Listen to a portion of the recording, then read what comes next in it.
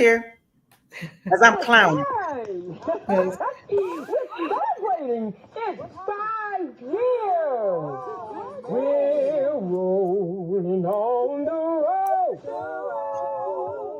We're rolling on the road. 100 shades of diversity.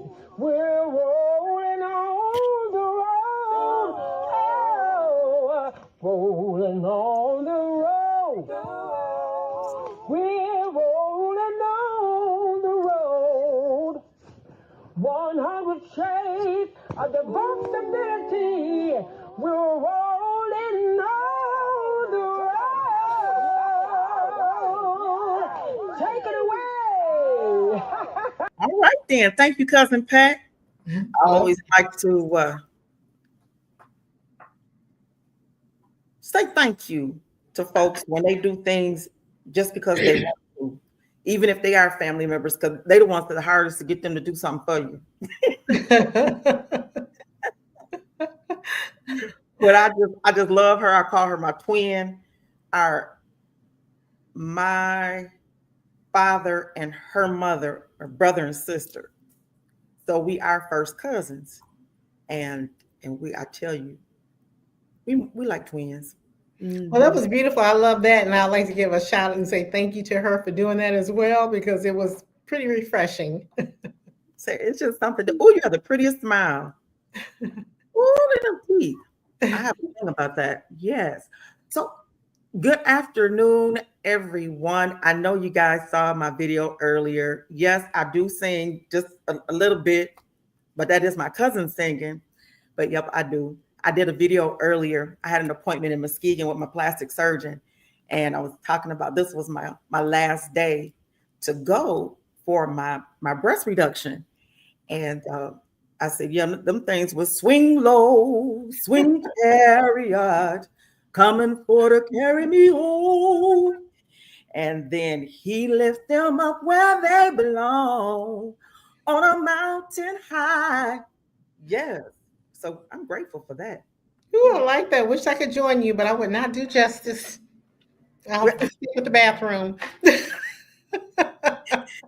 My bathroom audience. Well, it's like that sometimes. Have my daddy tell it I could not carry a tune in a bucket with a lid on it. And then one day I had to go through something. And I was in the military, and I was down south in South Carolina. And I think everybody from the South just can sing. I'm from the South. That's where my cousin is, she's from down south. And all the girls sing, even the guys. So I was going through something, and I just remember standing at that window that, Lord, if you don't do it, it can't be done. And I said, I know that you have not promised me sunshine. And I started singing that song. God has not promised me sunshine. That's not the way it's going to be. But a little rain mixed with the sunshine, a little pain makes me appreciate the good times. Because I'm telling you, the Lord has really taken me through some things, and I have to remind myself, you don't always promise us sunshine. I'm gonna say thank you to all those who have started tuning in. And the show was not about me singing today. Actually, I just want y'all to, snap it up and clap, clap, clap, clap, clap, because y'all, we got a woman who's Black, and she a CEO. Y'all saw this here first on Rolling on the Road. We have with us Vanessa Greene, who is the CEO of GRAAHI, and the acronym stands for the Grand Rapids African American Health Institute.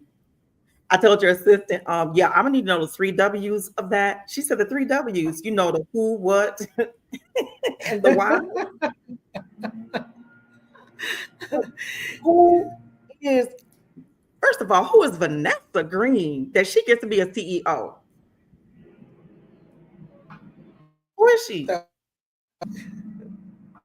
so you want me to chime in Yeah, I said, who is here? Vanessa? Or you can, Can you hear well, me? I can hear you. And I Yes. said, who I is just, Vanessa Greene that she gets to be a CEO? okay. So as like more reference to who is GRAAHI, but I can give you a little background about myself. And you start talking about folks from the South. And often we don't understand, like you talked about your trial, how challenging things had been in your life, and God showed up. He didn't promise you sunshine, but he did promise that he would give you the endure whatever comes your way. And often when we're having those experiences, we don't know how he's shaping us for you to have a platform like this, for example, or how he's shaping me to become the CEO. And I come by way of Mississippi. And so I came up through the civil rights movement and really under early age the concept of superiority and inferiority and how systems are set up long before I could give name to them. You know, it was based upon. So my journey has been living through some of the most turbulent situations during the 60s. My parents were sharecroppers, but one of the things that they taught was the value of identity, the value of hard work, the value of determination and perseverance. And so my struggle has been, or my growth and my development has been shaped by the foundation that my parents set, because regardless of what they experience, they manage in their identity, and they set standards for us that were built upon and uprooted in determination, excellence, and really just having the concept that we could be anyone that we wanted to be. And so that's been my foundation in life. And my pathway to becoming CEO of a great organization, the Grand Rapids African American Health Institute, was birthed when I actually lost my brother. So when I was 11 years old, I lost my brother, who was 7 at the time, and he had been sick for about a week. But when we think about social determinants of health and how essential things like transportation and living location, geographic, and having access to hospitals and clinics and so forth, and when those things are not available to you, then they can lead to terminal and chronic illnesses. And in my brother's situation, he had been sick for a week. My parents were sharecroppers. They did not have transportation. The closest hospital to us was an hour away. So in the hospital, it required work. It wasn't just like, oh, I can just get off work and run like 10 minutes away. You really had to find someone else in your community who had transportation to get you there. And so the day that my parents had obtained transportation, we were all as siblings around his bed, and we watched him take his last breath. And that was one of the most devastating experiences this day. But little will I have known at that time that that set the passion for me to have a deep commitment to the healthcare and well-being of others. And that has been my driving force in the work that I do here at GRAAHI. And by way of GRAAHI, I also worked in higher education, but all of my positions, my first job out of college was working with adults with disabilities.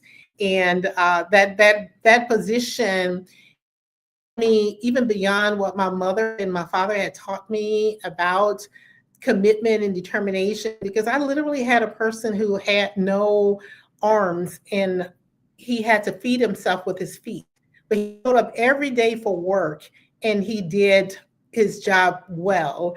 And he was positive and he had positive energy. And I had other clients who had all kinds of different challenges in life, but they showed up every day and they made friends and they were positive. And it transformed even deeper the identity that I had in myself and my responsibility to pushing forward regardless of what any situation of circumstance I may be confronted with. And so I had some very, very good foundations in life and also had some great mentors along the way that has shaped me into becoming a lead in a position such as Yes, the CEO of America's African American Health Institute. That's a great segue for this question. How is it working with able-bodied folks after you've worked with those with disabilities? I mean, we've talked about some of the challenges that you've had at GRAAHI when it comes to staff and staffing. What do you see the top three differences?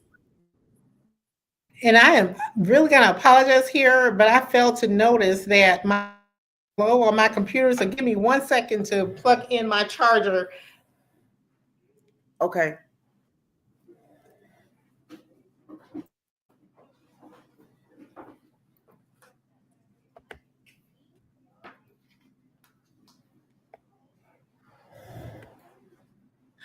And while she's doing that, it's almost 15 minutes after the hour, and you are tuned into Rolling on the Road. And it is an educational platform of 100 Shades of Diversability, where we improve the quality of life for persons and their families with diverse abilities legislatively, economically, through community partnerships and education. So we thank you so much for tuning in. We're here every Tuesday and Wednesday live from 4 to 5 p.m. And we are on GRTV 25. You can see us on Monday, Tuesdays, and Thursdays. So thank you so much for tuning in.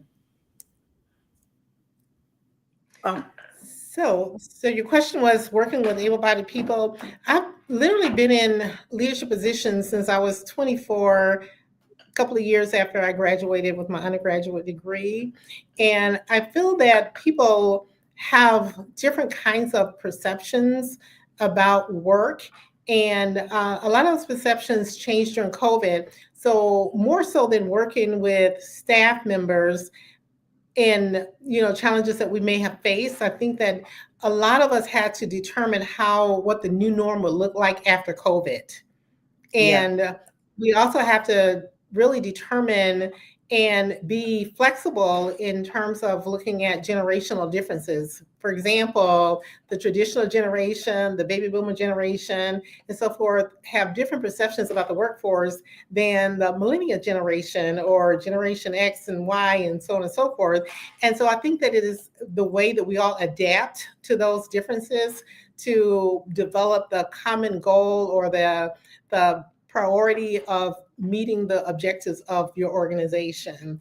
And so for me, working with staff has been more, really realizing the new norm after COVID, as well as understanding generational differences in work styles and work expectations and so forth, and making those adaptations so that everyone can be successful based upon their lived experiences within the generational context that they have grown up in. Thank you for that very political. Thank you. I appreciate you. And oh my goodness. Are you reading AI? That's what you're doing. You're reading AI off of Google. I wish I did have AI like right in front of me. That would be really great. But I think that part of leadership, though, is that you have to be strategic at all times. And because the ultimate goal is, what is the end goal that you're trying to achieve as a leader and as an organization?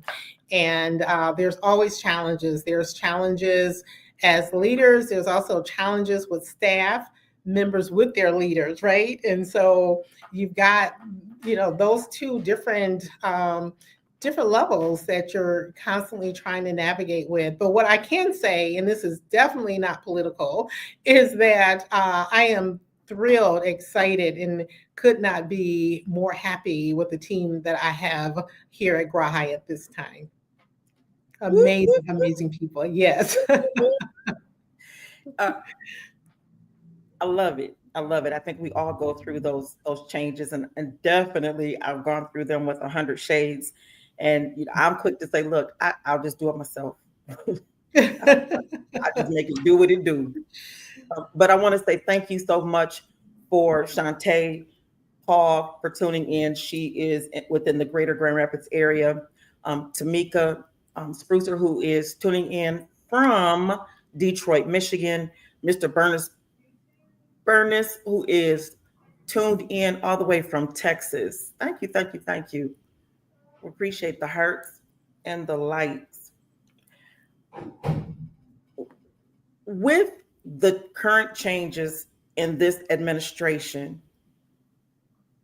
what are some of the health inequities that have made a big head that maybe they were, it's a twofold question because did they exist prior to the new administration or were they exacerbated by the new administration? I'm sorry, I didn't catch the first part of that question, Dr. Kim. And I said, as we talk about what the subject was for today was health equity. Mm-hmm. And I said, how much has the new administration either exacerbated it or brought out new health disparities? That's a great question. Well, let me just start with the fact that GRAAHI was founded in 2002, and it was founded based upon a community needs assessment that was done by the Kent County Health Department. And based upon that assessment, it revealed that the disparities within the African American community around health were more significant than any other racial ethnic group. And at that time, Dr. Candid was the board chair of the Urban League, the Grand Rapids Urban League, which at that point was led by Dr. Walter Greene. And so Dr. Candid and Dr. Walter Greene, they got together and they reviewed the findings from the health needs assessment and convened, and they were alarmed, very much alarmed by these findings of disparities within the Black community.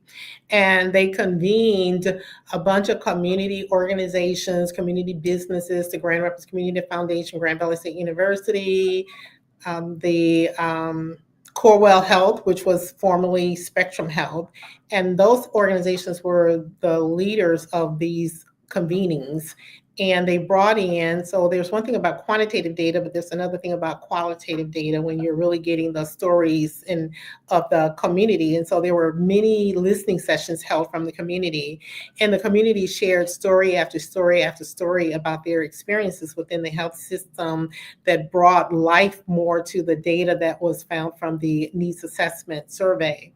And from that, then the community said, what we need is an African American Health Institute. And one of the first things that was done at that time was hiring a young man who was an epidemiologist, Andre Ivy.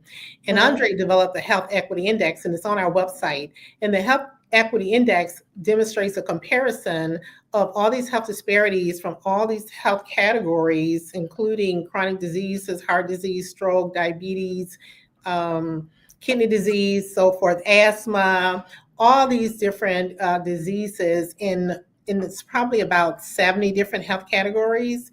In almost every category, African Americans fared worse in health outcomes than any other ethnic group. And so these are comparisons locally within the county, as the state, and then US as a whole.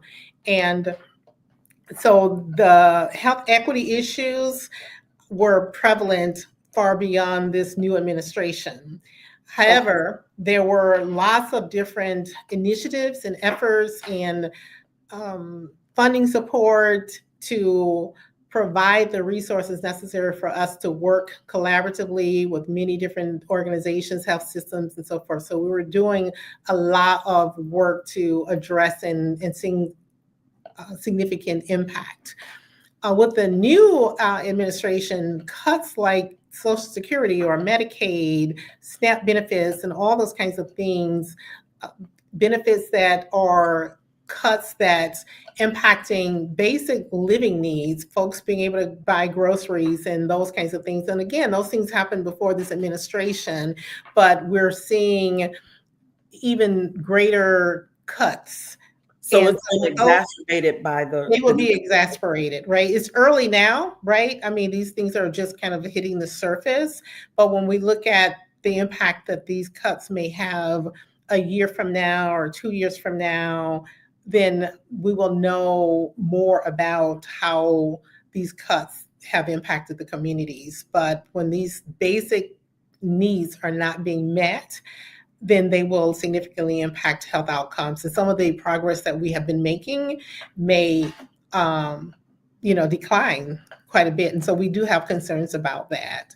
And one of the things that I want to bring out too is that often when we think about the health disparities in health outcomes, clinically, these outcomes represent about 20% of the health inequities that we experience. Most of the health inequities are rooted in the social determinants of health, low income, where we live with high pollutants environments that are high pollutants and not healthy for our communities, or food deserts. We have liquor stores on every corner, but we don't have healthy food. Or you can go to Wendy's and you can get a 4 for $5, right? And but a salad is like $12-16 now, right? And so it's all of these kinds of things in terms of how these health inequities play out in African American and vulnerable, low income type communities. And so when those basic needs are even more cut, then it will definitely impact health outcomes, because health outcomes are more rooted in the social issues that folks face as compared to actual medical experiences. So it's like an 80-20 ratio. And most people don't realize that. It's been interesting to be a part of different conversations concerning this, this health equity, and to hear it from the top, the CEO of Corwell Health, and to hear it from the Lieutenant Governor, to hear from, Congresswoman Hillary Skolton, Representative Phil Skaggs, to hear their interpretation of what's happening, and then to listen to you. And I want to say 2 or 3 weeks ago, we had everyday folks on talking about what it means for them. And I think that you hit it right on the nose. We had Shantae Paul on here, and she talked about what it meant for her. She has 6 children, 4 under the age of 18, and 2 of them have autism. And one is nonverbal. The other one has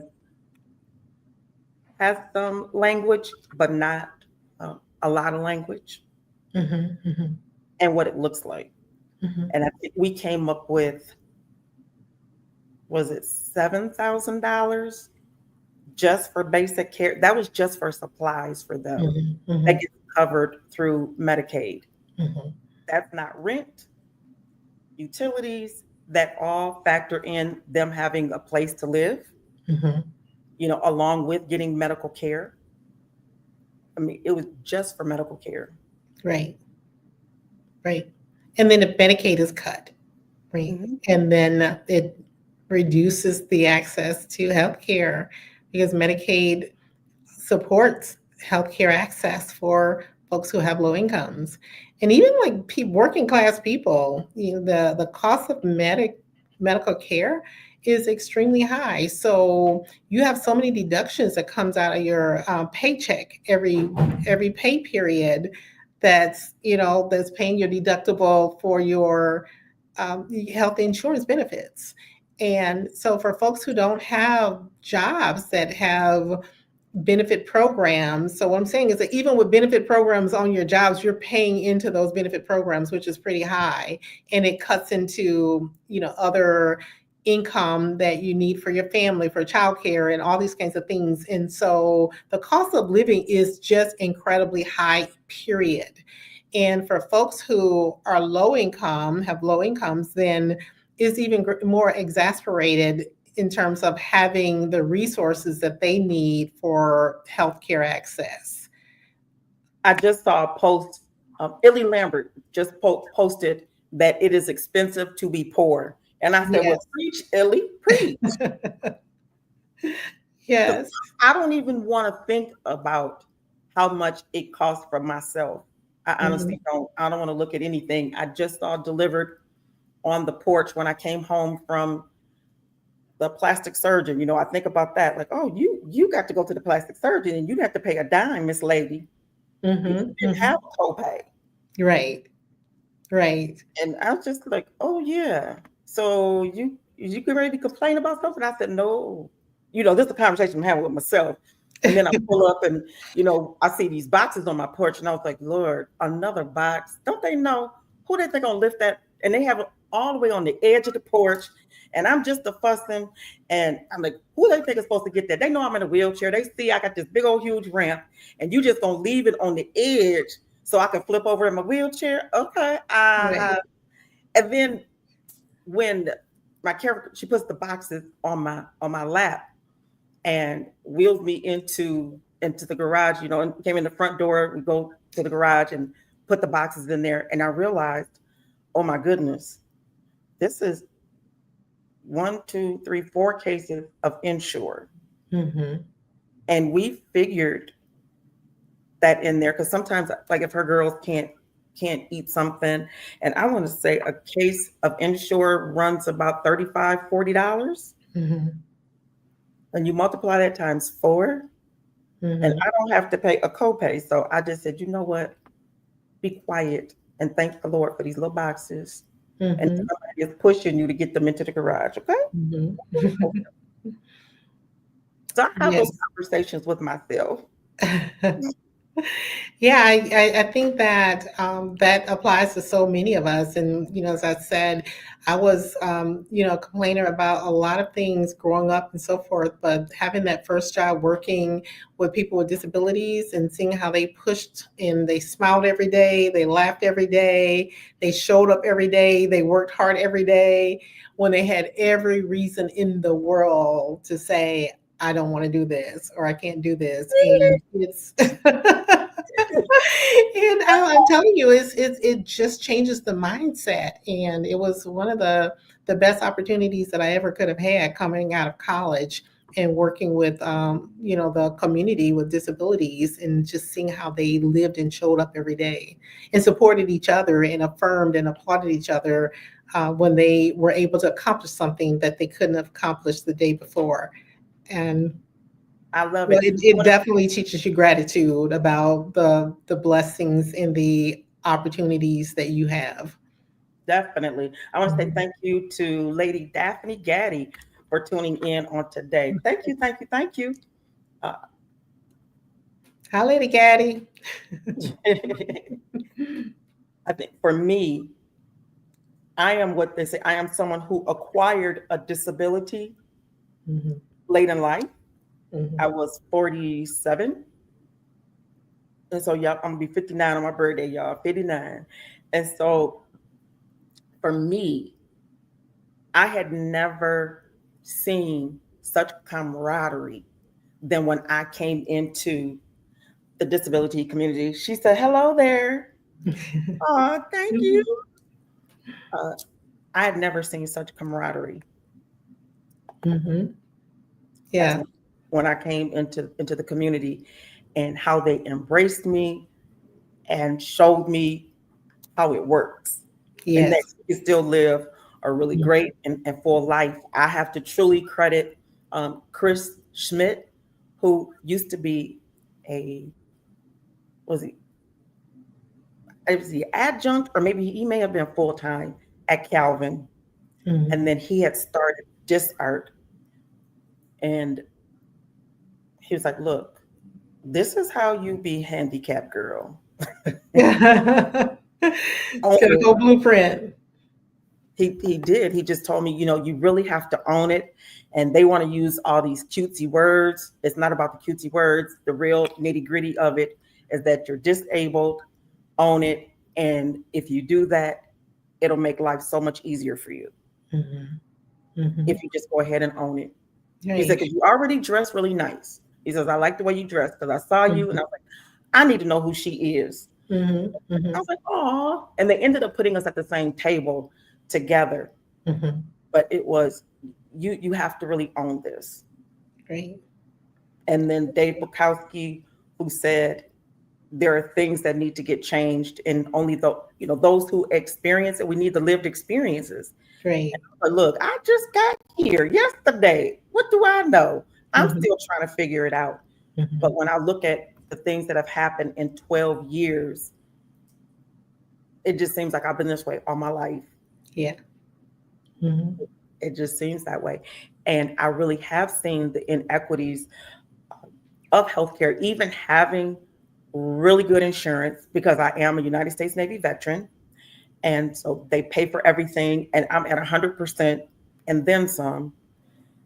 Uh, I don't have to pay any copays because there are some veterans who do need to pay copays based off of whatever their percentage is. But I experienced it in February. I found a lump at the end of January in my breast, and a week later, they had me scheduled for a diagnostic mammogram and a biopsy of Mhm. the lump. And I just remembered it took me all the way back to the very beginning for me. Here it is. This is my 12th year. And I feel like, oh, I've got this down and I know how to deal with people. But it slapped me in my face Mhm. Mhm. when the tech that I had who was doing the mammogram. Now, mind you, I have been getting mammograms since I have been in the wheelchair. So I have perfected it. I could probably run the machine myself, put the buttons over Mhm. here, boom, boom, boom. I can get myself in there and I know the positioning in which I need to be in. And she just made it more than what it needed to be and was telling me how frustrated she was with me that I had to be in a wheelchair and I just need to stand up. That's what I need to do. I just need to stand up. Mhm. And my first thought, I'm not, number one, I'm not going to cry in front of her, but I'm going to cry when I get in that other room. When I leave out this room and they put me in the other waiting room, I'm going to cry because that really hurt. And then number two, this is another area in which there could be a health inequity. Right. And and we have to like really humanize people as well. And yeah, I don't want to by any means paint this picture that people with disabilities are just overjoyed every day of their lives, right? And what I do want to basically emphasize is that they, despite their circumstances, the folks that I work with, they came in every day and they showed up and with determination. But that does not mean that they didn't also show up with pain, right? That they didn't show up with struggles. They didn't show up with just disappointment because, of course, people want to be fully healthy and able-bodied in every aspect of their lives, and so definitely they had challenges as well. And those challenges need to be recognized and they need to be supported, and we need to give folks space to really navigate and to be supported in those challenges that they are experiencing because they're real. They're real, and we all have them. And so, able bodied people have a lot of challenges. And when we talk about health in general, we need to talk about it from a holistic standpoint as well, because there are a lot of stressors that are associated with our physical condition. And Yeah. absolutely. And so that whole mental health and wellness, it is every bit as important as our physical health and wellness. And you cannot separate the two. Because if you have a physical condition, you better believe that it is going to affect you mentally. And if Yeah. you have a mental condition, you better believe that it's going to affect you physically. And one of the things in terms of disparities that we also see is that people can empathize often with the physical condition, but people Mhm. don't always empathize with the stress or the depression or the mental issues that people face. And so we can often get more resources even for people who are struggling with chronic diseases than we can for people who are struggling with mental challenges. And so there's also a huge inequity in the understanding, the empathy, and the support when it comes to those two different types of medical conditions. Mhm. So we have a question and some comments. Uh, Lady Gaddy wants to know, is there any foundation that helps with specialty medication copay? If there are any foundations Mhm. that with specialty, well, there are foundations, like we work quite a bit with, there's a Corewell Health have a foundation, and we have the Grand Rapids Community Foundation, the WK Kellogg Foundation, and I don't know if they specifically focus on that specific area, but they do focus on supporting individuals with, or supporting organizations with a mission to serve communities with various different specialty areas and specialty needs. Okay. And Shayna, who is tuned in from Bel Air, Maryland, she said, yes, they go hand in hand. And she definitely knows she is a wheelchair user.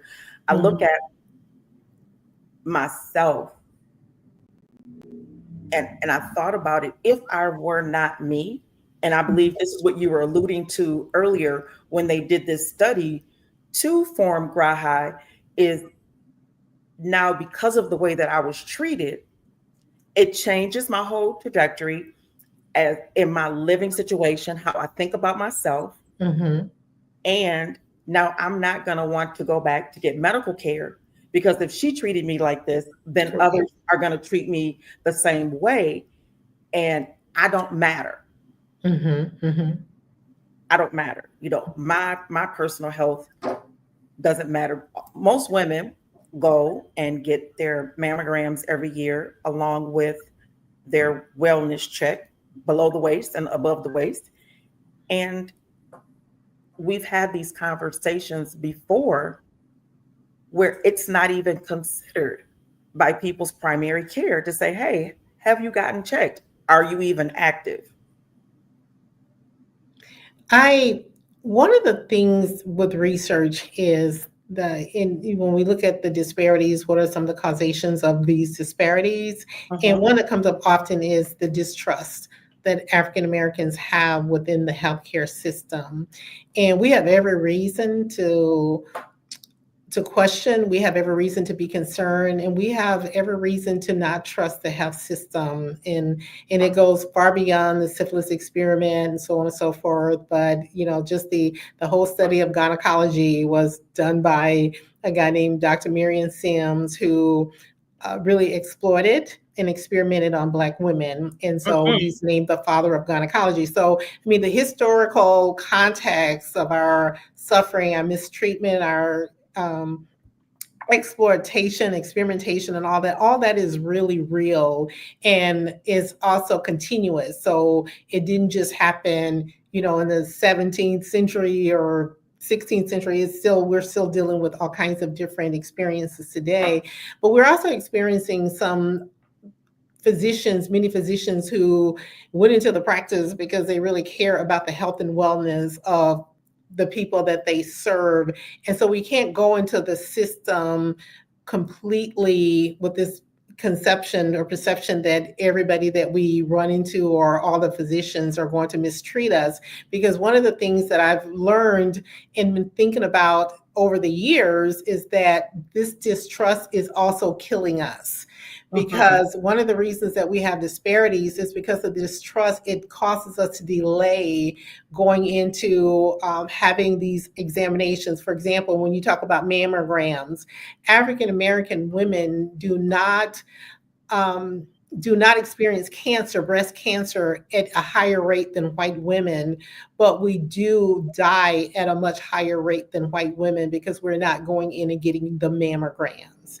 And so it is very important for us to distrust and go in with our guards up, but we still have to go in and get these examinations to make sure our annual physicals, our mammograms, our colonoscopies, we need to consistently go and get these examinations so that we can get these early diagnoses. I was on a panel the other day, and my husband, he had developed like sarcoidosis about 20 plus years ago.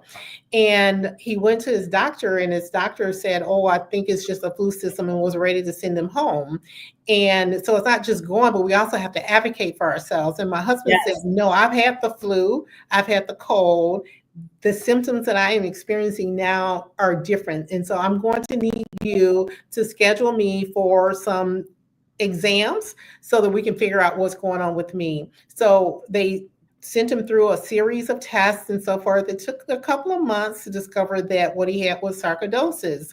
Sarcoidosis is a lung disease that is common in African Americans, and if it's discovered early, then they can provide treatment where it doesn't cause like chronic illnesses and even death. But for those who don't go in and get it checked, or if they just kind of go in and they think it's just a common cough and it's going to go away, then it's going to exacerbate into a chronic situation and even a fatal. So we do know a number of people who have died of sarcoidosis, but because he was very attentive to his body, because nobody knows our body better than us. So when our body is telling us that something is off, we need to go and get checked out and get examined. And if we are not treated properly, then we can find another doctor. And the other thing that we do is we do a lot of evaluations and listening sessions within the African American community. And we as a community, we're very good in having our kitchen table conversations and talking to our friends and telling them about our experiences. But then we're not good at advocating. We're not good at reporting those experiences. And as I work with the health systems, they often say, "Oh, we hear a lot about infant maternal health and the experience of the Black women and so on and so forth, but we have very few reported cases of incidents that they have experienced within our health system." So we're not reporting. We have these kitchen table conversations and they stay there, but we really need to be diligent about advocating for ourselves and making sure that our experiences go on record when we are not getting the care that we need and that we deserve. Clap, clap, clap, clap, clap, and let the church say amen. Amen. Yeah, we want to thank Wanda Thomas for tuning in. Wanda, can you please tell us where you're watching from? And Barbara Young, can you tell us where you're watching from? Thank you so much for tuning into the show. There's a group of us. It is called Divas with Disabilities Project, and it is out of Washington, D.C. And I am so proud to be a part of them. And they've had some really great things going on. And one of the things that we did is that we had a health panel discussion with a college down in Florida. And they sent us, we came up with these consortium of questions, and they were able to ask questions as well, or talk about some of the experiences on both ends, whether they were the provider or whether they were the patient. And how do I want to say this? And I'm not trying to pick or choose my words, but to hear their expression when they heard our stories, they were just appalled. But it's them. You know, how do you get appalled when you have to stop and think like, "Oh my God, I just did this yesterday." You know, I have told stories, or shared my stories, I should say, and knowing that some of those same folks were folks that I had to interact with, and they're like always like, "Oh, but it was you. It was you." So I think that sometimes they don't even recognize how they are. They don't believe that it's them. They hear it, but I don't think that they believe it. Yeah, I think that that's really cool. There is this, we talk about like implicit bias and, all kinds of different issues that impact the relationships with patient and provider and so on and so forth. And a lot of times we don't quite understand like the socialization process And, from birth, we are socialized to have these norms, these practices, and these behaviors. And, a lot of times when we have these encounters, then folks have been socialized literally and have perfected it because it's been part of their cultural norm and in practice is to um, deflect or to avoid difficult situations and frame it in ways that, oh, I don't understand or I don't get it and so forth. And it's really, a lot of it is rooted in the way that people are socialized. And when you're socialized in that way, you don't even identify that you're behaving that way because it's been your norm, it's been your practice for life, and you've also watched your whole community respond to different situations in that way. We've got some comments that Shana says, yes, we have to open up and share more. She said, I tell it all and make sure I'm heard. That's Shana. Thank you, Shana. I love it. I love it. She said, oh, that's so funny. And then Barbara Young is watching from Grand Rapids, Michigan. And then Shana says, I think they don't care or they don't want to be bothered at times. Sometimes. And Shantes Jones, who's watching from the Northeast side over on your side of town, she sent a purple heart. Oh, thank Oh, you. hey, Shantae. I appreciate it. Yes. There was wait a minute. I just have to put this comment up. I'm sorry, because this is funny to me. She And said, make sure I'm heard. I because think yes. I love Shayna. I'm telling you. Oh, I want to say thank you to Mary Townsend, who is watching from Washington State. She's all the way on the West Coast, upper Northwest. Yeah, it's wonderful. And I love this. I tell it all and make sure that I'm heard because when you go into the hospital or for your exams and so forth, often they've got 10 minutes, like 10 minutes that is their standard of time that they're allotted to treat us and to hear all that, to determine what our condition is. And we need to be diligent about making sure that our providers, our primary care physicians or providers in whatever capacity we're being seen for, that they fully understand what our situation is. And sometimes we can get that done in the 10 minutes, and sometimes we may need just a little bit longer. But again, know your body, know your needs, and know that you can advocate for the time that you need to be examined. And if they need to make a referral to another physician because they all have different specialties, then make sure that they understand enough to make those referrals. And sometimes you have to request it. They may not do it automatically, so you have to request it. And if you're anything like me, we move from one thing to another thing, and one day I may have a headache, and then I may have it a second day, but I may not record like the time of the day, what I'm doing, what may be precipitating that headache. So what I recommend also is to keep a journal, because then I'll forget. So if I go into an exam and they ask me, well, when was the last time that you had this medical experience, right? And I'm trying to like, oh my gosh. And so after a couple of times, I realized that, Vanessa, you really forget. So start keeping a journal so that when I go into the exam room, that when they ask me these questions, I can pull out my journal and be able to give them very precise information on what I had been experiencing. And like with insomnia, like what days of the week did you stay up too late, or what were you doing that kept you up all night, and those kinds of things. And so it's really important for us to be aware. And if our memory is a little struggling, right, then it's jot it down and keep that journal so that we can, just be aware of what we are experiencing and what may be causing our conditions. What I love about my doctors, I have a whole team Mm-hmm. that works on different parts of me, but that was one of the things that they suggested, especially after I had my heart attack. It was, these are the following things that we need to make sure that you keep up with.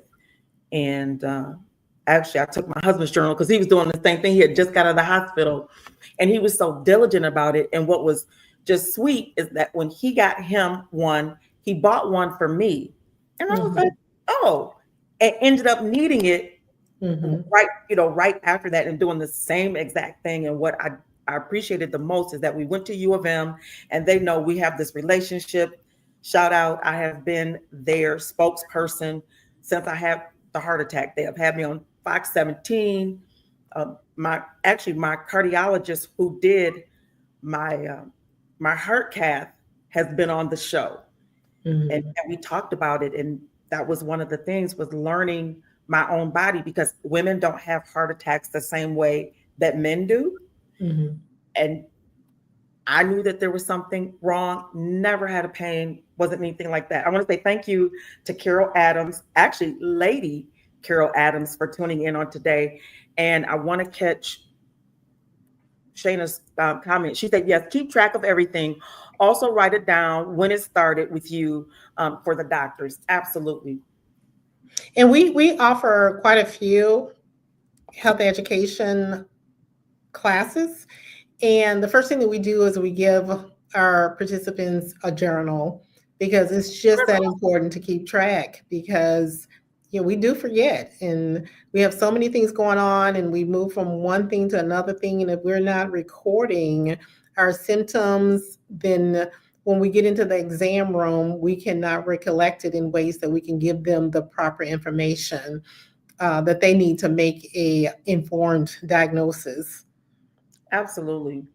So we have to take responsibility. And I tell people all the time, they'll ask me, how do you get the things that you get? And I said, because I take responsibility for my health, and Mm-hmm. I take responsibility for me and the things that I do, not just, okay, the health, but I have to be responsible to say, you know what, if I'm not feeling well, when, how, the who, what, where, when, and why of it. And that's my responsibility. I can't Absolutely. assume that everybody knows how to treat me because I'm in a wheelchair and I have, layered disabilities. I'm blind in my right eye. I wear hearing aids, so I may not always hear everything you say. So there's just a plethora of things. So that's why it's important that I have all of this down and make sure that it's in my record. So as they're speaking to me, they can look at my record and see this is how we need to deal with this. Because one of the things I thought was interesting that really irritated me is that they didn't have in my record that I was a wheelchair user. Wow. Mm-hmm. And so I'm showing up at these appointments that they're referring me to, and oh, well, we need you to get up and walk over there, and I need you to do this. I'm sorry. Did you not read? And Mm-hmm. don't you see this is a customized wheelchair? I did not pull this out the lobby, Right. kind of thing. So you try not to have that attitude, because isn't it apparent to everybody that I'm in a wheelchair? Mm-hmm. What makes sense to me don't mean it makes sense to everybody else. But when I did my video earlier, or when I went live from the doctors, somebody responded to the video and asked if you would talk about the grief program that they're teaching. Yes, I was going to get to that. Trust me, I was not going to get off this call without talking about the grief program. And our work is very much informed by the community. And so by community surveys, listening sessions, and earlier this year we had listening sessions. And one of the things that came out of the listening session was grief. And when we think about mental health and wellness and a holistic approach to the work that we do, Mm-hmm. then it is very important to have these listening sessions and to be able to incorporate both the mental part as well as the physical part. And we started this particular grief program because so many people in our community are struggling with grief in different aspects, and it could be the Yes. loss of a loved one. And what we may not Loss know of is the job, the suicide loss of the rate. lifestyle. Right, lifestyle, loss of jobs. It can be a divorce that you're grieving. It could be your children that have moved off to college and you're trying to figure out a new norm for yourself because you've lost your children, the proximity. They may be 12, 14 hours away from college or studying abroad. It could be a lot of different levels of grief. But and I want to also emphasize that with the grief, there's the stresses of life are increasing in our community. And in our communities, we dismiss grief, we dismiss pain, we dismiss depression, we dismiss mental illness. And often, particularly if we're faith-based, it's like, oh, just pray about it. If you believe in God, then you don't need to worry. If you're going to worry, then don't pray. If you're going to pray, then don't worry. And so I say take a pill and pray. Right, exactly, right? And it creates all these stigmas about our identity and who we are and what kinds of programs and support systems that we need in our lives. And let's be mindful that the suicide rate in the African American community, particularly around youth, has increased to 144%. That is alarming. And so you can just imagine how so many families are grieving, whether it's the parents, the spouses, the siblings. There's a lot of grief, and we grieve in silence, and then we also grieve with this kind of layer of false sense of like who we are spiritually, and that if we are faithful people, then it's a discredit to God if we need like support with our mental wellness. So our grief program it's located at the new Hub Center, Hub '07, in the New Boston Square restoration area. And it will be held every Monday for the month of June. Our first session was this past Monday. We have phenomenal therapists, Dr. Enid Gaddis and also Sarita Drake, who are leading this program. I will be there every Monday because it's really good, and I deal with the level of grief myself. And so I found it personally very beneficial this past Monday when I went. So I would definitely encourage the community, those who are listening, who really could utilize this type of support, because it's really a support network as well. But the next one will be held next Monday. So it's every Monday in June. So the first one was the 9th. And so then the 16th, the 23rd, and the 30th at the new Hub '07, which is directly across the street from the Walgreens on Kalamazoo in Fuller area. So hope to see some of you all there. Okay. Next Monday at 6:00 p.m. I don't remember saying the time. Yeah, it's from 6 to 7:30 p.m. Yes, but I don't see wait a minute. I'm going to see if there is. I'm trying to download share the flyer. Yeah, but it's.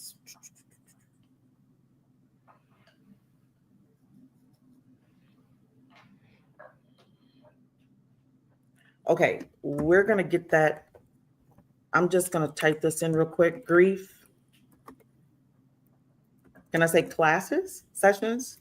Yes, there are 4 sessions total. So it's every Monday in June from 6. I can't type that fast. Okay. I'm handicapped. Your hands work. I got one good hand. You see that? That's why this is clapping and those nails. Oh, they work really well. Grief sessions every Monday, 6.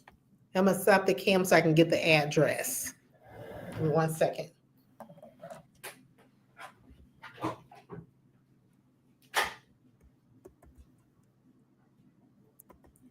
And this is how we do this on Rolling on the Road. 7:30 p.m. Eastern Standard Time.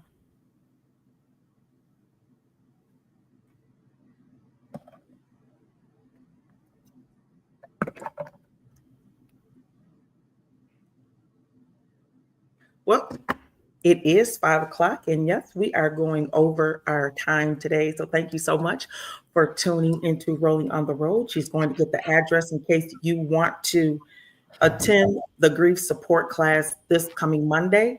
And it starts at 6 p.m. and it goes until 7:30. And it is run by Enid Gaddis. Let's see, who do we have? We have Enid Gaddis and Serena Nelson. It says, led by the experienced and caring Enid Gaddis and Serena Nelson, the grief support group will meet on Mondays from 6 to 7:30 p.m. throughout the month of June. You do need to go to GRAAHI's website to register for the session. And I'm going to... We would like you to register, but do you have the QR code or you can share it? The address is 1534 1534 Kalamazoo Avenue. Wait a minute. It's what? 1534 Kalamazoo Avenue. Kalamazoo. AVE. There we go.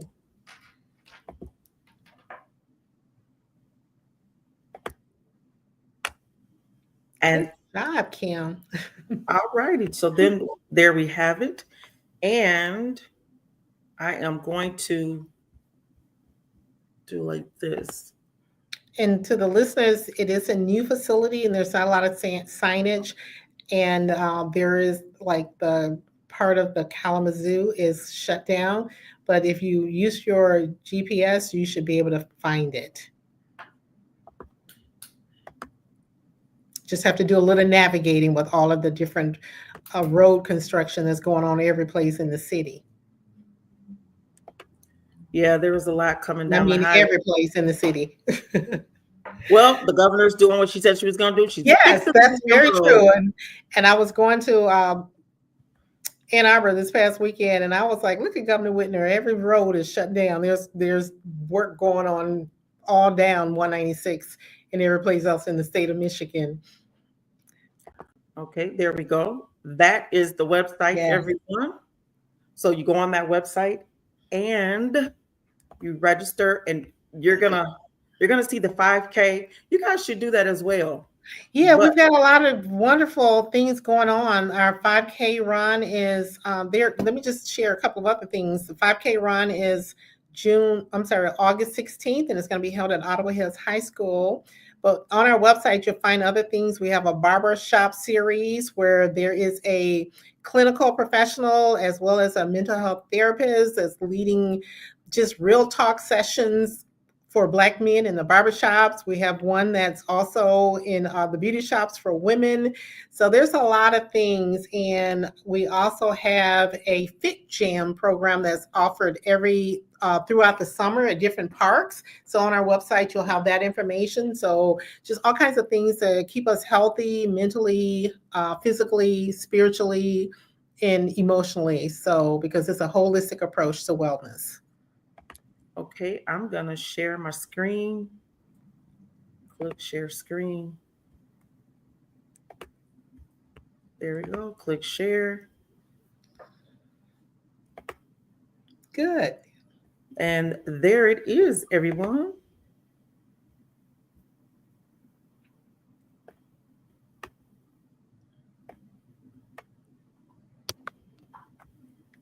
Yep, honoring grief and embracing healing.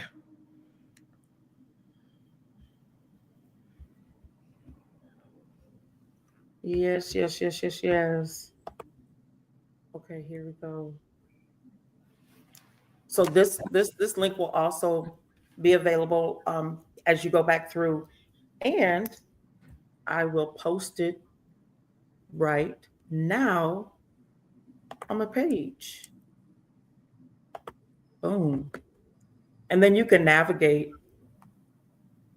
through GRAAHI's website because they definitely have a plethora of information. Lots Yes. of activities. I've had the opportunity to attend that, was it the 17K? There we go. And create a post. Boom. Click paste. Ta-da!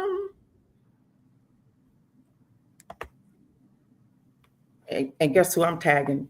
ENID.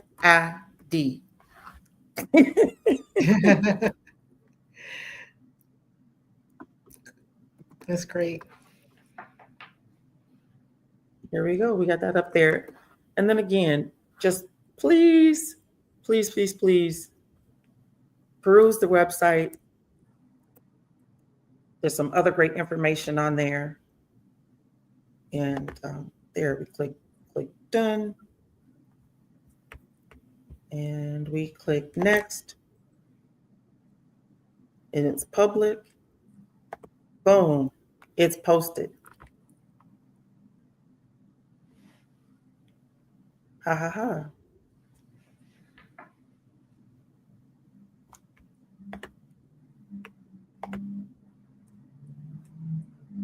We click stop sharing. Oh, but the website is right there if you don't catch it on the page. But here's the main website. And then I just put on my personal page the link for the grief counseling sessions. So there are 3 more left. Right. 3 more left. Will you offer this again? Yes. We don't Is have the it dates once yet, a but month it or will. once? Okay. Yes. And it may not be called grief, but we will offer sessions that relate to our mental wellness. I love it. So y'all know I like to try before I buy and let you know, yep, I went, it worked. Because I got a lot of grieving.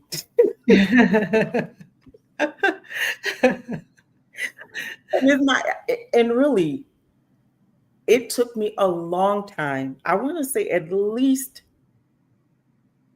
2 years that I grieved from losing the loss of mobility.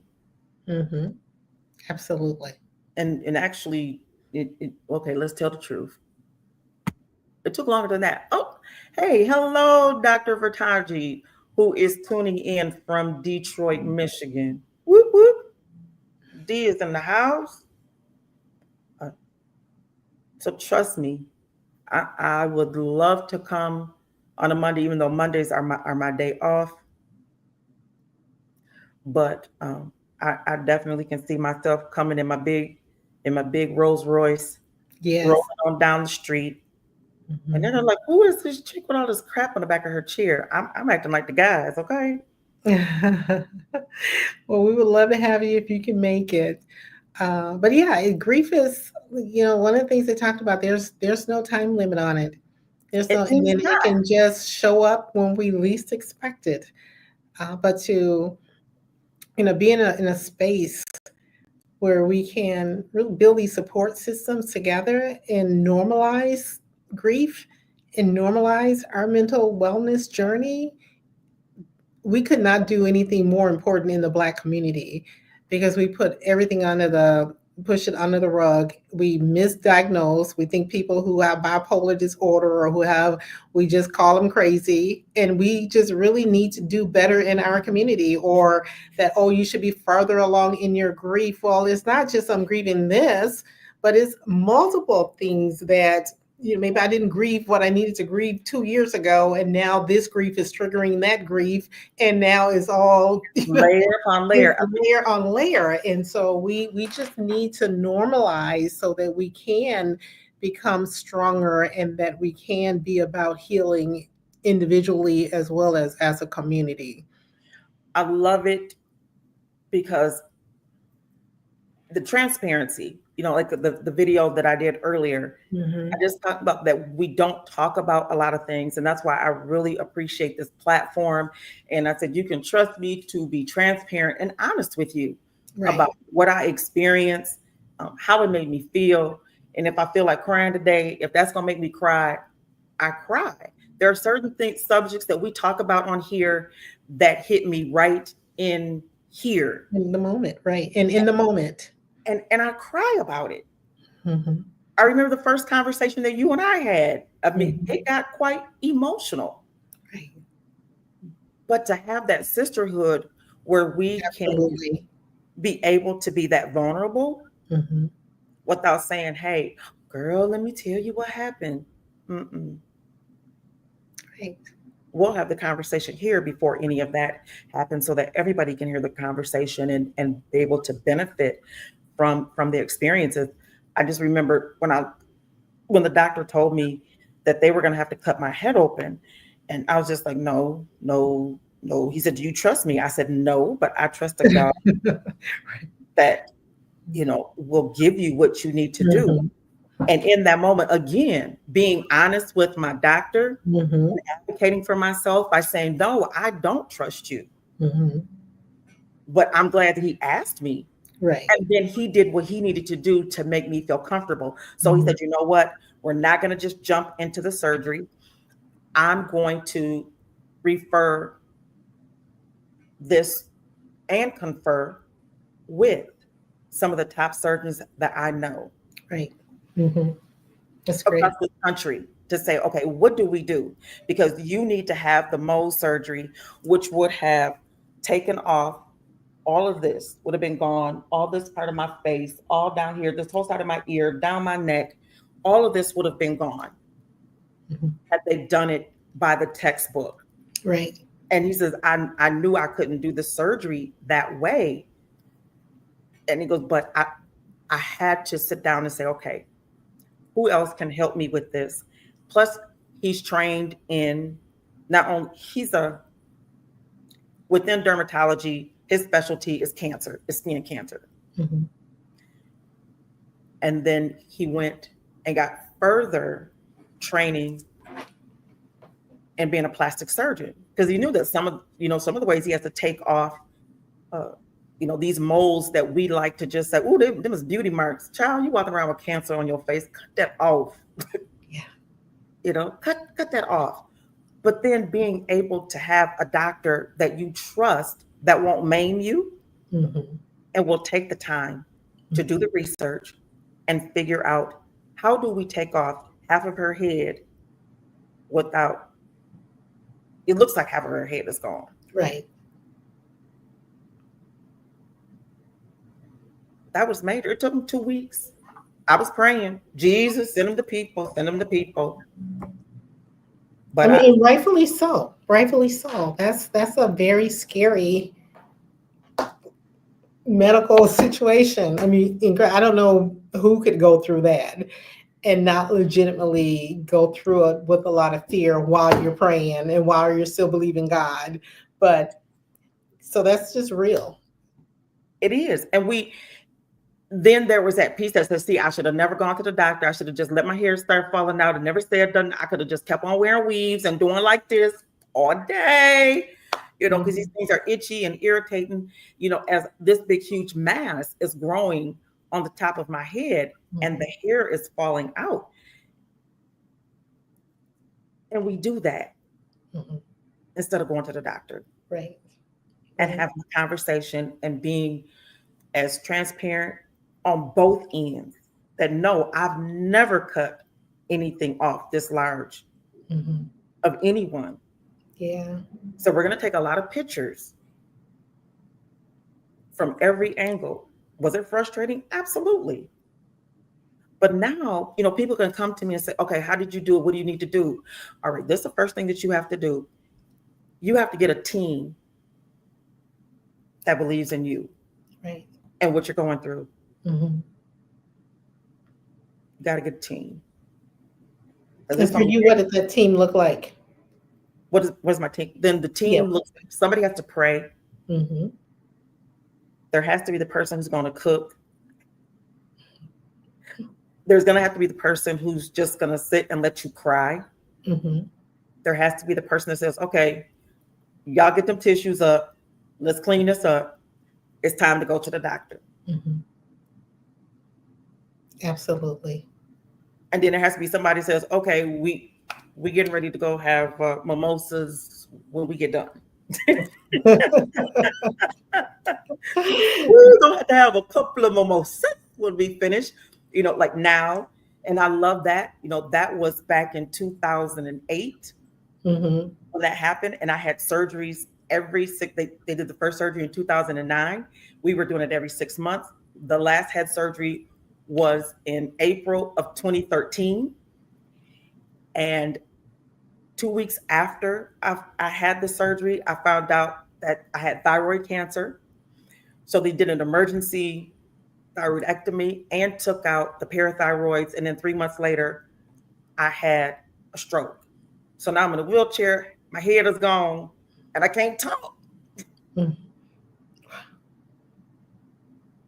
But I still believe God. I still trust God. I still trust the process. And that's why this platform is here. Great. And when I think of a living testimony, Dr. Kim, you are really it. You're it. I mean, to have overcome all those challenges, and we know that as you were dealing with all of the physical components of it, fear is only one component of the mental side of things. But I personally can't even imagine like all of the different dynamics that you were experiencing from a mental health standpoint as well. And I love the fact that you had a team of folks who supported you, and I'm glad that came out in this program because not one person can provide and care for all of your needs. So Yeah. you absolutely need a team of folks. And I heard a few years ago about your personal board of trustees, right? And so in the nonprofit organization, we have a board of trustees. And so we need someone who is legal. We need like an accountant. We Yes. need business professionals. We need strategists. We need all kinds of different diverse skills and experiences on our board to help us help guide our organizations effectively. So we need the exact same thing on a personal basis. We need the same thing when it comes to our health and our wellness. We need friends and support systems that brings like a diverse set of experiences to support our holistic needs. Because you're not going to just get it from the doctor, right? You know, you get your 1 hour, your 10-minute appointment and so forth. So who's on the outside, all those external resources and support systems that's going to help you be healthy and whole? So I have all of that because what I do every single day touches every last one of those areas. Mhm. So I have people that, you got your I love 12 sit around the table. Then I have an executive committee that right now I'm working with my executive committee because it's like, oh my goodness, this is getting down to the nitty gritty. I'm not still able to eat well. I'm steady losing weight. I'm waiting for other appointments for them to kind of juggle around. Now we're talking about, all right, I didn't have head cancer. I've had thyroid cancer. Now I have breast cancer. Okay, look, guys. And because I've lost so much weight, my blood sugars are really, really low. They're usually like in the 50s and the 60s. So we just kind of have a team. Mhm. You know what? You're going to pray during this time. You're going to call during this time. This person brings food. Let's look up what foods help you to maintain your blood sugar. Most people are always trying to maintain, get it down, but I need something that will keep it steady and keep my sugar at least 100, Right. a minimum of 100. Mhm. Some days I can't even make it up to 100. I may only stay between 65 and 70 Mhm. because my stomach says, look, we can't eat today. Wow. Mhm. So I have, and then those that I can reach out into the community and have a conversation, with you. Look, this is what's going on. Yeah. This is your area of expertise. Okay, come on the show. So Mhm. trust anybody that comes on this show, there is an area of my life that, yep, I'm getting the answers that I need, or I watched you and I figured out, okay, yep, okay, I didn't glean that. Now I need everybody else to know what it Mhm. is that I've learned. Yes. That's good. It's a great platform. you know, I mean, Miosha came to my job. My office is down there in the Inclusion Center, the Special Olympics Inclusion Center. I'm inside of Disability Advocates of Kent County is where my office is. And we just did a flyby moment. If the video was 4 minutes, over 2,000 views. And And this is the one you just did today? No, that one is like at 400 and something views. I just did that this morning. So like 2 hours later, it had 400 something views. So, this one, she came to my office 2 weeks ago to ask me to be a speaker for them on Saturday. And this is exactly what I'm talking about is how do you confront all of your disses and deal with them? Because there are 1,683 words that begin with the prefix dis that we deal with at any given time throughout the day, throughout the hours. Sometimes you could be dishonored, disrespected, disenfranchised, disengaged, and distrustful, all from 4 o'clock to 4:15. So we're going to talk about that on Saturday, 9 o'clock, Uptown Church. Okay. And they've got some therapists that'll be ready to help you unpack more after we talk. And I'm always available just for the lived experience. Right. They say, how do you get through it? Right. Because I've had 5 head surgeries with no anesthesia, 2 jaw surgeries. My teeth are gone. In fact, they're going to try to get some teeth in on this side. They can create a tooth because they took out the bones in my jaws. So there's no place for them to, put a tooth, anchor it in. So that's a whole nother thing. And then to have a heart attack and a stroke. So what started all of these medical issues for you? Life, stress. That's the root cause of it. When you talk about your child going to school, my son, the last one, went away to college to Iowa. He wasn't even gone 30 days when I had my stroke, just the stress of being an empty nester. Wow. So one of the components of loss that we just talked about. Yep. And I thought like, oh my gosh, I'm going to be so happy. And, this is going to be great. I had the worst headache. And I just said, okay, I'm just going to get up. If I could just make it to church and get to 5 a.m. prayer. I got to 5 a.m. prayer and had a massive stroke.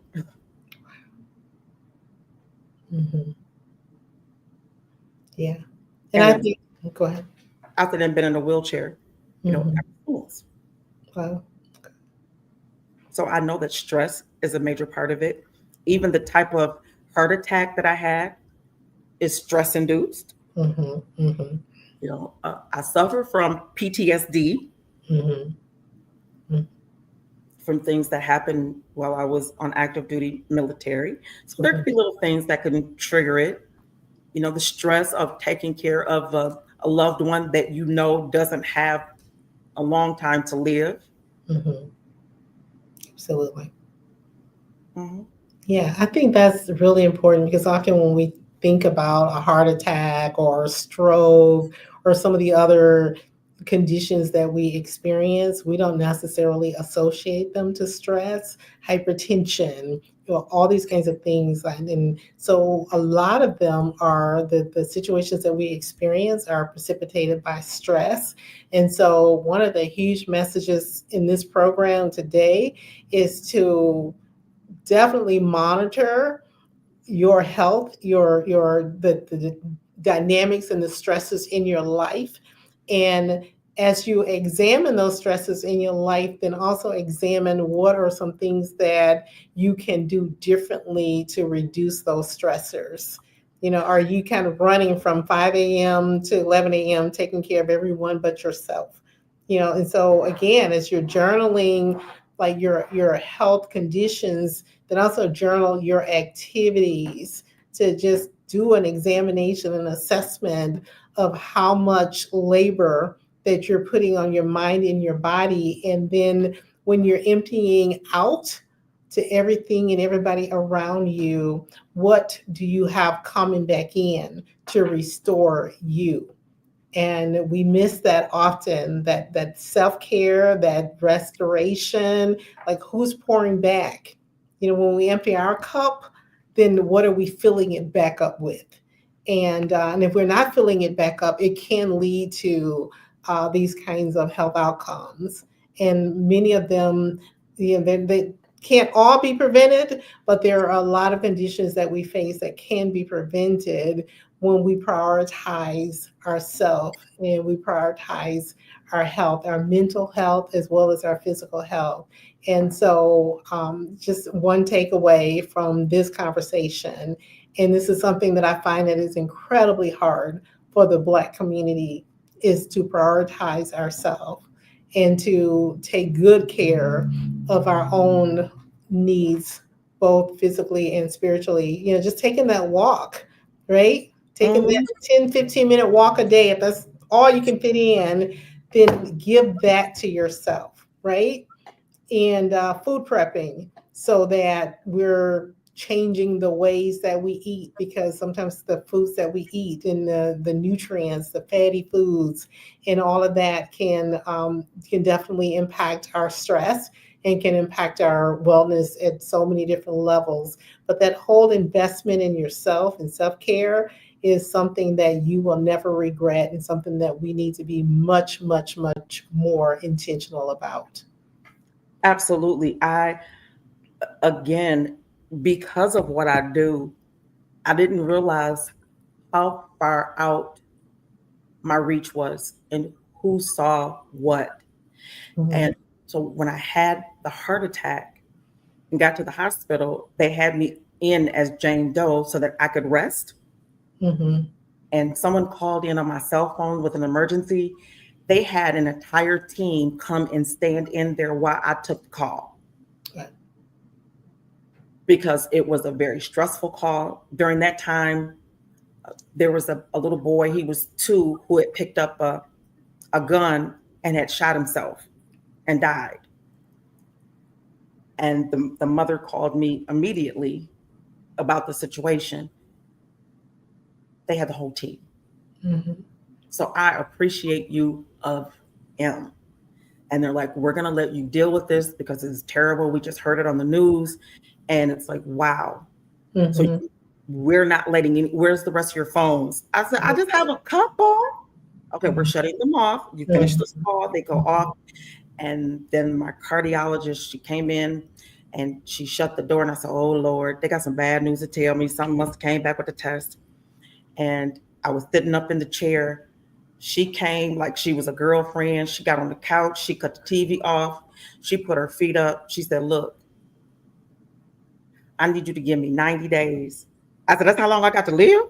What you, what? She said, I need you to give me 90 days of nothing but you. Mhm. I know you had to take that phone call.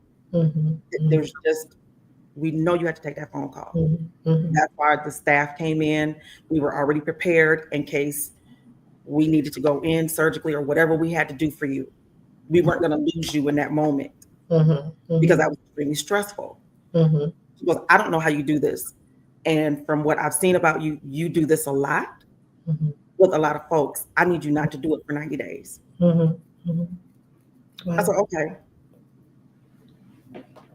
And trust, having just buried my husband, I was like, yeah, sure enough, yes, ma'am.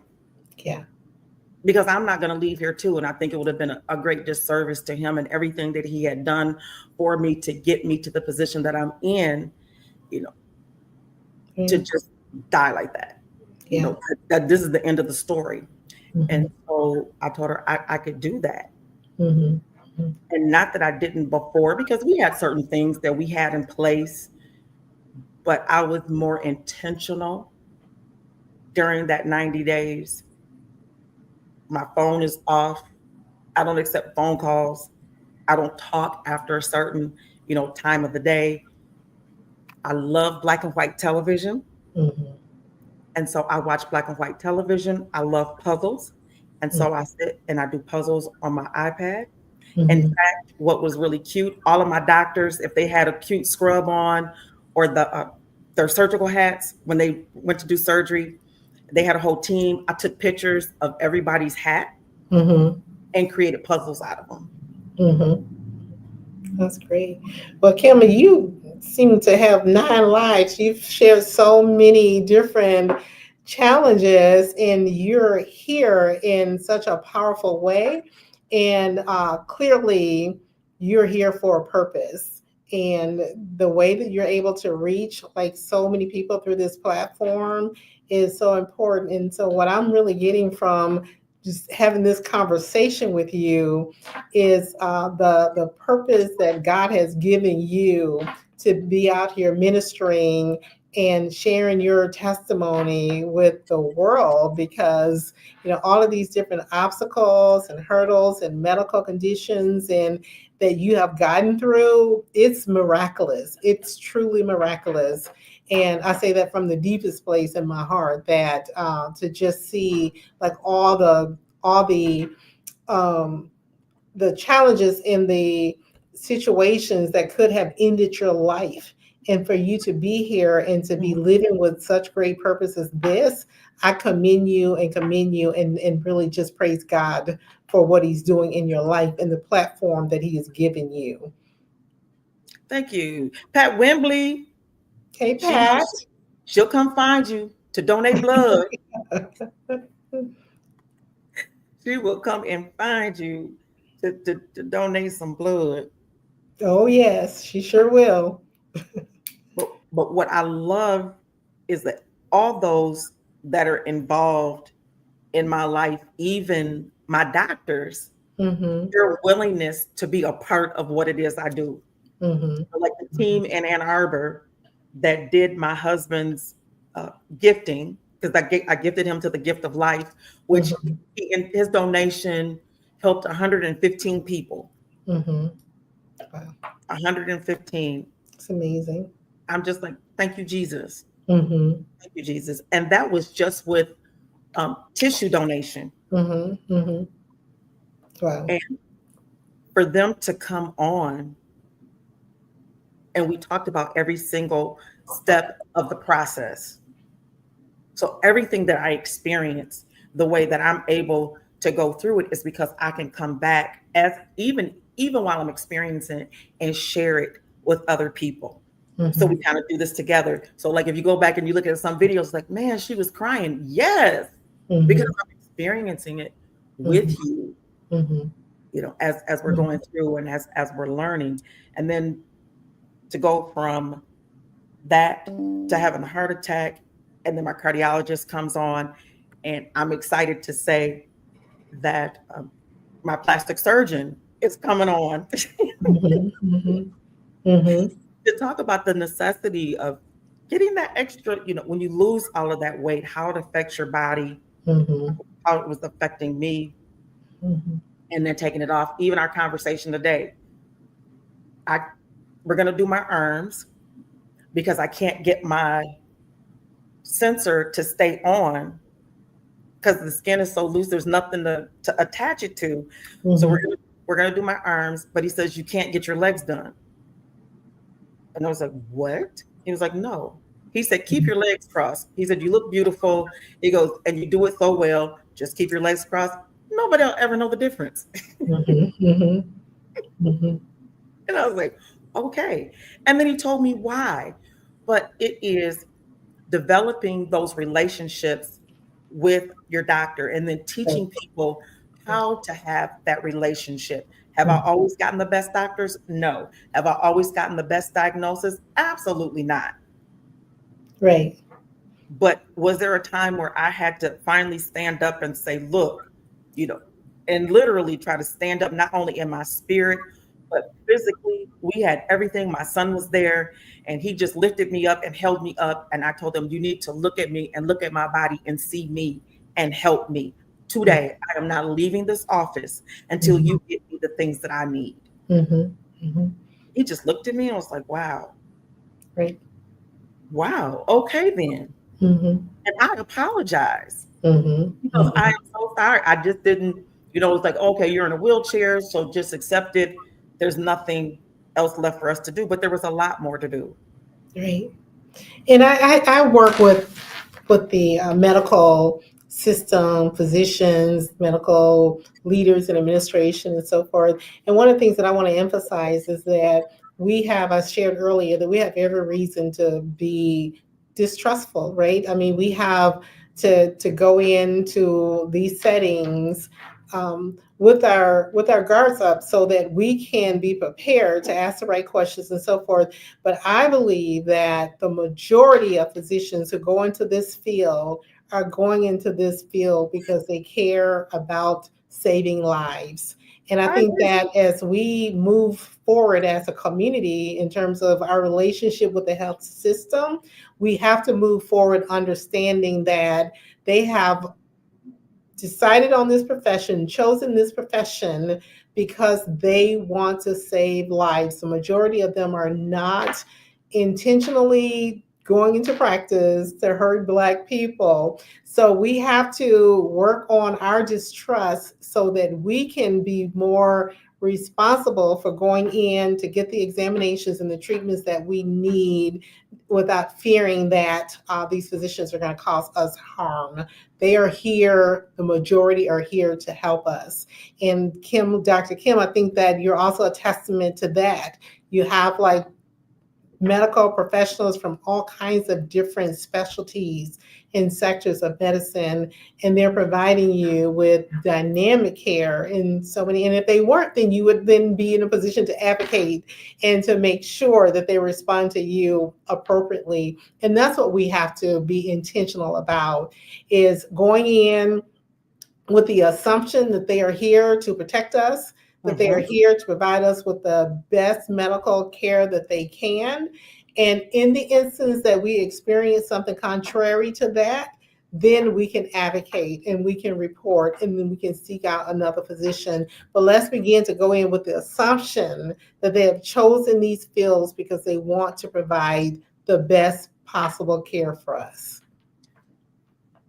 I love it. I love it. I love it. I love it. I love it. I love it.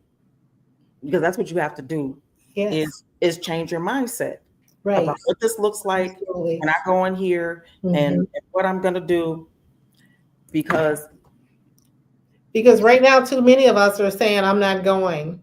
I'm mhm, not going. mhm, And literally that's killing us. And our families deserve more. They want to preserve life as long as we can. And then going in and getting those exams, annual checkups, and so on and so forth.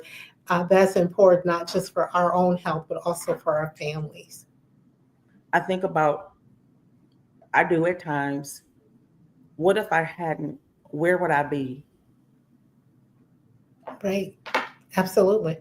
Where would I be? Absolutely.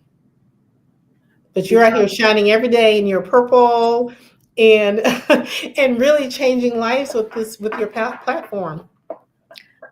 because today, how do I get poured back in? I give a lot. Those that are close to me, you know that you will receive. So if you get something cheering you up for the day, a little saying or a little picture or my little meme, Yes. you know you in my space, you in my circle, okay? Hmm. Hmm. Yeah, you in my circle. Look, she's like, Love them. how you know that's me? You know, That's just it's a wonderful way to show love and to show care for your community. I love that. and it's people that are all over the United States. It's not just okay, I got people in Grand Hmm. Rapids. It is people literally all over the United States that I'm sending something to. And every single time, without fail, it comes back. How did you know what I was experiencing? Because today this happened, or last night this, I was dealing with this, and then you sent this, or it came. Right. And even today, look, Taz is like, yeah, mm-hmm. Yes, Taz, no. Like, I just woke up, I was taking a nap, and something just woke me up it was the Lord. And it was like, type out this prayer. And I typed out this prayer and I sent it to Taz. And Taz was like, oh my God, how did you know? Mm-hmm. She's like, I'm gonna stop asking that question. It's just that I'm gonna stop asking, because she's a very challenging, autistic mama day. Yes. It was a challenging day. And in my prayer was, Lord, help me and teach me to know how to come alongside her and assist her, Mm-hmm. Mm-hmm. not take over and not try to tell her what to do, but how can I come alongside Mm-hmm. her and help? And then I was reading a message that is probably about this long. Can y'all see that in the screen? Because it's too big for the screen. Got this really long message.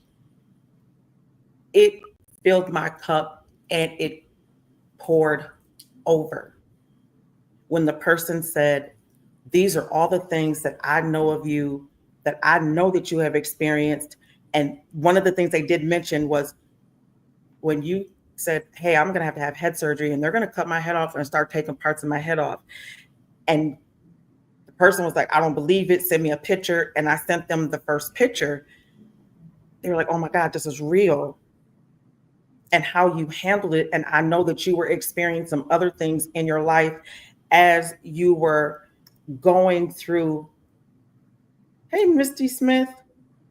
Hey, Miss Stanton. Hey, You know, Misty. you know, as you're going through all of these other things, I know in your personal life, and now you add on losing all of your hair and you're having these head surgeries. Mm-hmm. I want you to know what that meant to me, and that you still continue to speak life to others, even in the midst. I know there were things that you were going through, but you were always sending me a positive text or an email. So to hear that back, that she can, I want to say, have a history. She said, hey, to have that history, Mm-hmm. talking about all of those discs. And to me, as she listed some of her discs, and she's not even considered disabled, Mm-hmm. but she's Mm-hmm. experiencing all of these discs. Mm-hmm. And to say, you know what, you said this, and this, and I saw you go through A, B, C, and D. Mm-hmm. Right. And when you're going through and you have the compassion to care for other people and for your community, that speaks volumes to who you are, and then also to the level of strength that you're able to pass on to your community. And because when people see the enormous challenges that you faced, and in the midst of those challenges, you're still reaching out. You're still sending supportive messages and memes, and basically uplifting other people in the midst of your own situations. That's incredible.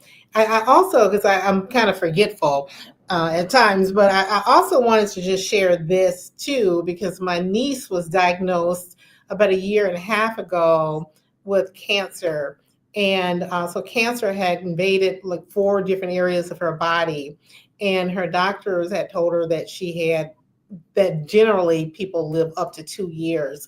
So what she heard was, I'm going to die in 2 years. And she's in her 40s. So that was devastating. And we talk about a grief program. She grieved. Really, really grieved, and really had instantly given up, because it's like 2 years is all I have. And then she just decided that I can't do this. I'm not giving up. I'm going to fight. And so she did a lot of research on her condition, and she found a center, a facility in Chicago. So she's been traveling like back and forth to Chicago and so forth, and getting and just found like second opinions and so forth, that led her to this care service center.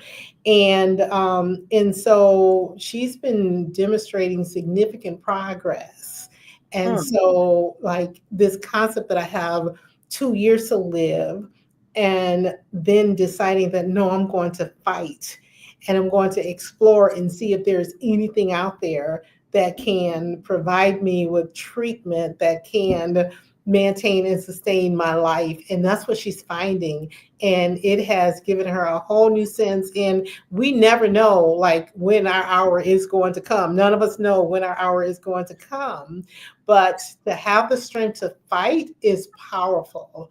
And so in this hour, she has decided to fight. And what an inspiration she's been, because she is showing a lot of progress.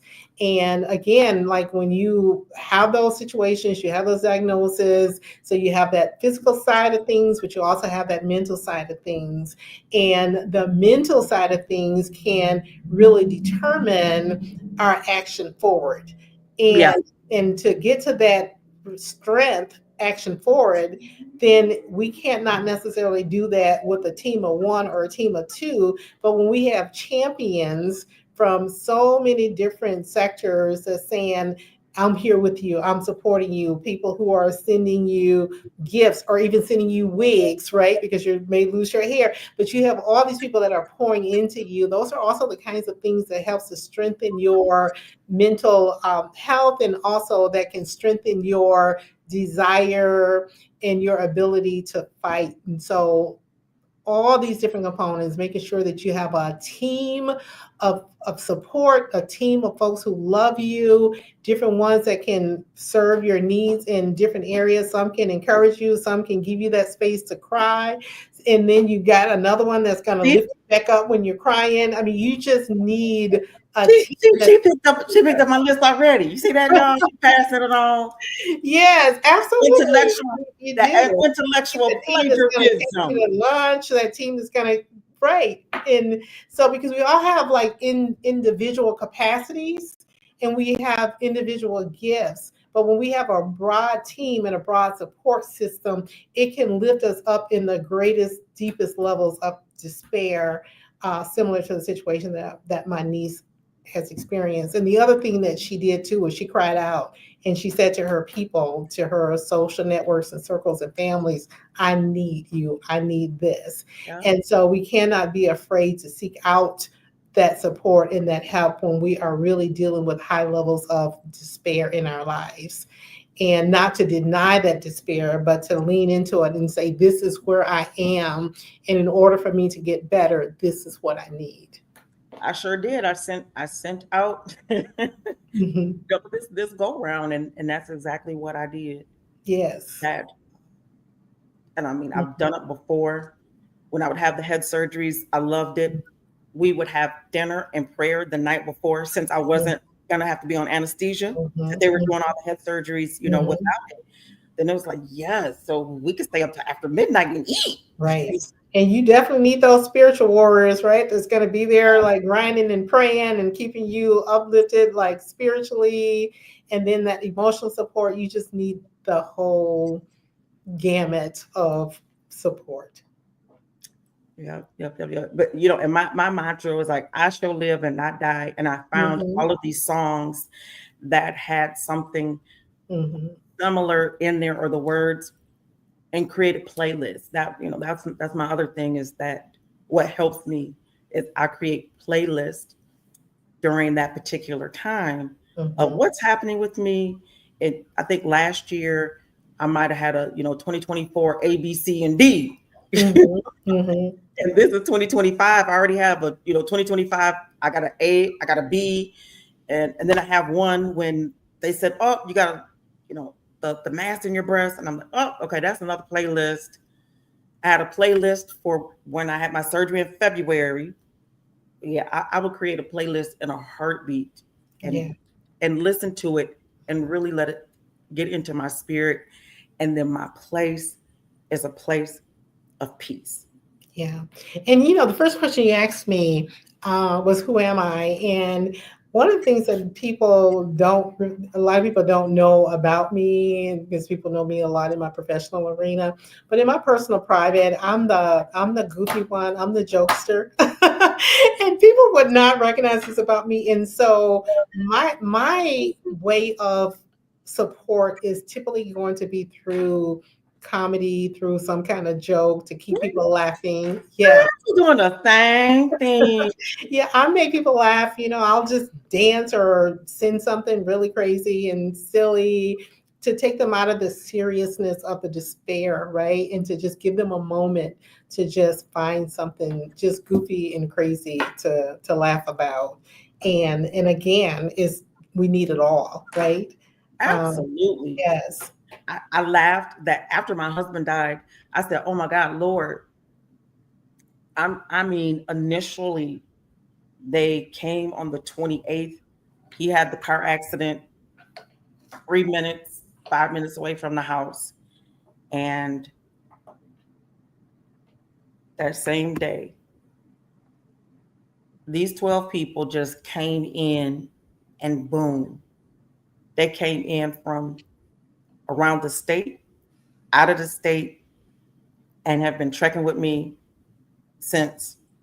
And I said, Lord, this is crazy. One man was doing what you got 12 people now doing. Mm-hmm. That's some Jesus. I said, I probably would have been passed out too. Right. Absolutely. Trying to deal with me. And I Mm-hmm. was running for state office too. Oh Mm-hmm. my gosh.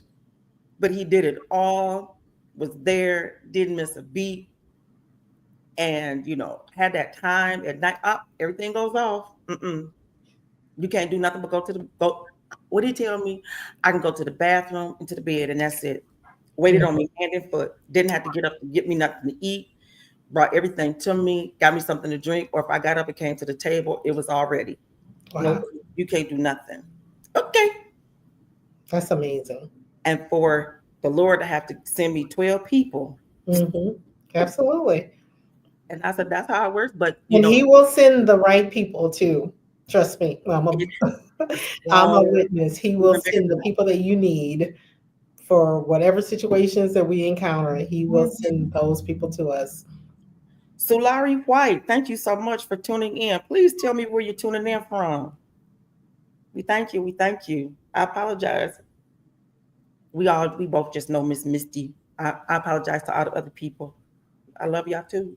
But you know what, Miss Vanessa? People always want to know what we gonna talk about. Well, can you send me some questions? I said it's just like two friends having a conversation, Mm-hmm. Mm-hmm. talking about what it is that they know, what their passion is, what they're Mm-hmm. passionate about, what their purpose is. Mm-hmm. I said, you know how to talk about it because you do it every day. Absolutely. And I just Yeah. want you to know that this has been the longest show to date because it's been 2 hours.